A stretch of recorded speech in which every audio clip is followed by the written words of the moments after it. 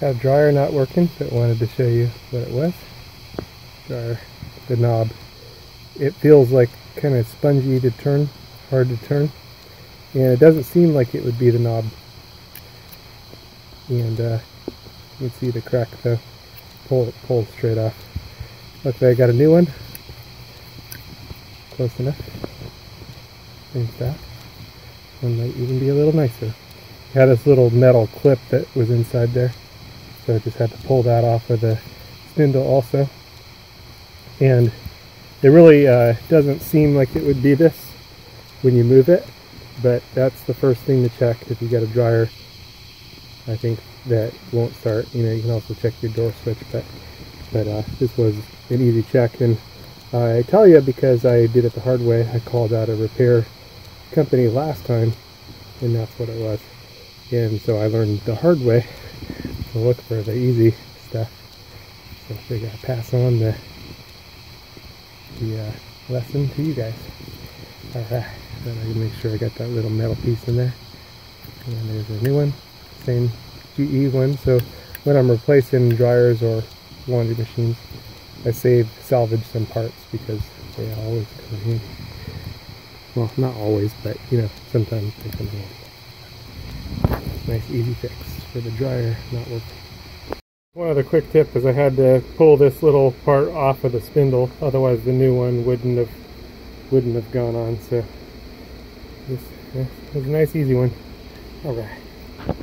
So I could show you that on this is a different style dryer, but the button's the same that you see.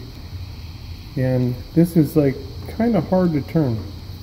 And when this breaks like that, one of these old style, a little bit better because it's kind of reinforced. The newer one, the plastic is wide open all the way. This seems a little reinforced at the bottom, but it's got that metal insert also helps reinforce it. The flat side, you just got to line it up and it just slips on, and then you can turn it. But the other kind, it just seemed like it was turning, but it was like spongy, and what I was doing was just rotating around inside there because the little deal was broke off. Once you put it back on, just make sure when you line it up with the off, all three of the offs, it doesn't turn on. And then the other spot it does, go off, and you're good. Done deal. Nice easy one for the dryer. But that one got me before. I figured if I made a video on it, it might spare you some trouble. In a pinch, if you needed to buy some time, if you didn't have a new handle, you could use a pair of pliers to turn the spindle, or you could try to reinforce the existing deal where it cracked somehow, just to buy some time while you order a new one. And if it wasn't that knob there, the next thing to check for would be a broken door switch, because that's the second most likely problem with dryers if your dryer wouldn't turn on. Another one on some dryers, if the belt broke or if the idler pulley didn't have tension on it, then those can turn off, so that can be another reason your dryer might not turn on. Of course, there's other things to check. I have a lot more videos on dryers, but thought I'd give you the most common ones, and the first one being this. On the previous one, like I was telling you, I learned this the hard way. I took the whole dryer apart and I actually cut my hand pretty bad, and it was just a mess. But yeah, sometimes those are the ones that really you learn and you remember really well. Sometimes we learn a few things the hard way, and but I made the video, so hopefully you don't have to learn it the hard way. You can learn it the easy way. All right, be ready. This one's ready. 2020. You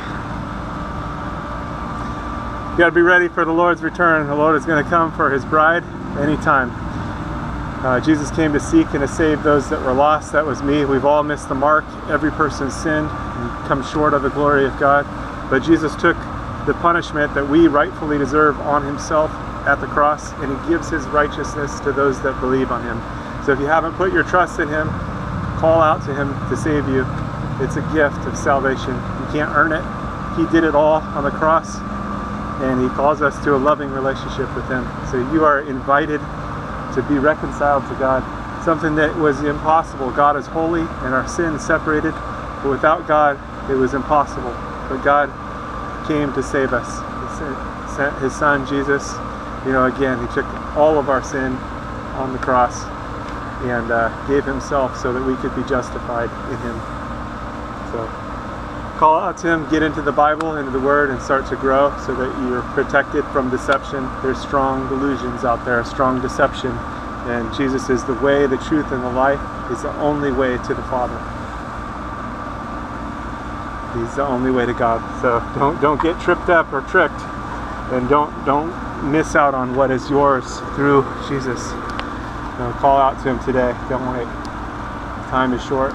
He's going to return for his people. And if you missed it and you find yourself in the tribulation, call out to Jesus to save you. You'll likely die for your faith, but still, you have eternal life. The tribulation only lasts 7 years, so if you find yourself in part of it, you know, it's not going to be long before everything's finished anyway. 7 years is not a long time, although in the tribulation it's going to seem like a long time. But be faithful unto death. That means trusting in Jesus all the way. There's probably not going to be a lot of food, and it's going to be a difficult situation, but you can still have eternal life through Jesus, because again, he took all of our sin on himself at the cross.